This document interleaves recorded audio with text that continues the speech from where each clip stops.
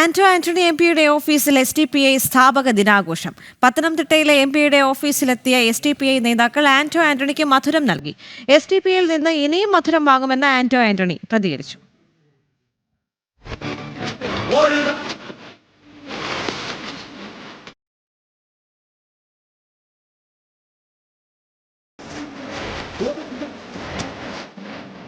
SDP, Jamaat-e Islami തുടങ്ങിയ വർഗീയ പ്രസ്ഥാനങ്ങളുമായി കോൺഗ്രസിനും UDFനുമുള്ള ബന്ധം മറനീക്കി പുറത്തുവരുന്നതിന്റെ ഒടുവിലത്തെ ഉദാഹരണമാണിത്. SDP സ്ഥാപക ദിനത്തിൽ തന്റെ ഓഫീസിലേക്കെത്തിയ SDP നേതാക്കളെ ആന്റോ ആന്റണി MP ഹൃദ്യമായി സ്വീകരിച്ചു. SDP പ്രവർത്തകരിൽ നിന്നും മധുരവും നുകർന്നു. SDP പ്രവർത്തകർ തന്നെയാണ് ദൃശ്യങ്ങൾ സമൂഹ മാധ്യമങ്ങളിൽ പ്രചരിപ്പിച്ചത്.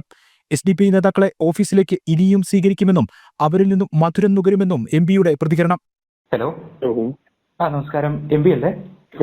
നമ്മുടെ ഇന്നലെ ഈ SDP സ്ഥാപക ദിനവുമായിട്ട് ബന്ധപ്പെട്ട് അങ്ങേക്ക് ഓഫീസിലെത്തി ലഡു വിതരണം ചെയ്തു, അങ്ങനെ ഒരു വിഷ്വൽസ് പ്രചരിക്കുന്നുണ്ടല്ലോ, ദൃശ്യങ്ങൾ അവരെ തന്നെ പ്രചരിപ്പിക്കുന്നത്. നിങ്ങൾ റെക്കോർഡ് ചെയ്യുന്നുണ്ട്. പാർലമെന്റ് മണ്ഡലത്തിൽപ്പെട്ട ആളുകളാണ്. അവര് എന്നെ കാണാൻ വന്നിരുന്നു.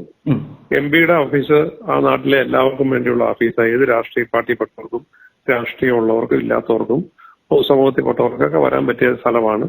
അവിടെ എന്നെ വന്ന് കണ്ടു. ഞാന് എന്റെ പാർലമെന്റ് മണ്ഡലത്തിൽപ്പെട്ട ആളുകൾക്ക് രാഷ്ട്രീയം നോക്കാതെ വരാനുള്ള സ്വാതന്ത്ര്യമുണ്ട്. അതുകൊണ്ട് ഇനി വന്നാൽ ഇനിയും ഞാൻ അവരെ കാണും, ഇനി അവരുടെ മധുരമൊക്കെ സ്വീകരിക്കുകയും ചെയ്യും. ദേശവിരുദ്ധരുമായുള്ള ആന്റോ ആന്റണിയുടെ നിരന്തര കൂട്ടുകെട്ടാണ് മറനീക്കി പുറത്തു വന്നതെന്ന് BJP പത്തനംതിട്ട ജില്ലാ അധ്യക്ഷൻ VA സൂരജ് പറഞ്ഞു. പത്തനംതിട്ട MP ശ്രീ ആന്റോ ആന്റണിയുടെ ഓഫീസിലേക്ക് SDP പ്രവർത്തകർ എത്തുകയും അദ്ദേഹത്തിന് ലഡു കൊടുത്തുകൊണ്ട് SDPയുടെ സ്ഥാപക ദിനാഘോഷം അവിടെ ഉദ്ഘാടനം ചെയ്യുന്ന ഒരു പരിപാടി നാം എല്ലാം കണ്ടതാണ്. SDPയും ആന്റോ ആന്റണിയും തമ്മിലുള്ള ഒരു അവിശുദ്ധമായിട്ടുള്ള കൂട്ടുകെട്ടാണ് ഈ സംഭവത്തോടുകൂടി വെളിയിൽ വരാൻ വേണ്ടി പോകുന്നത്. ആന്റോ ആന്റണി തെരഞ്ഞെടുപ്പുകളിൽ മത്സരിക്കുമ്പോഴൊക്കെ തന്നെ ഇതേപോലെയുള്ള ദേശവിരുദ്ധ മതസംഘടനകളുടെ പിന്തുണ അദ്ദേഹം സ്ഥിരമായിട്ട് നേടുന്നുണ്ടായിരുന്നു. KPCC അധ്യക്ഷ സ്ഥാനത്തേക്ക് പരിഗണിച്ച മുതിർന്ന നേതാവ് SDPയുമായി പരസ്യബാന്ധവം നടത്തുമ്പോൾ നിലമ്പൂർ തെരഞ്ഞെടുപ്പിൽ ജമാഅത്തെ ഇസ്ലാമിയുമായി ബന്ധം സ്ഥാപിച്ച കോൺഗ്രസ് SDPയുമായുള്ള ബന്ധത്തിലും സൗഹൃദപരമായ പരസ്യ നിലപാടിലേക്ക് പോകുന്നു എന്നതിന്റെ സൂചനയായാണ് ഈ സംഭവവും വിലയിരുത്തപ്പെടുന്നത്.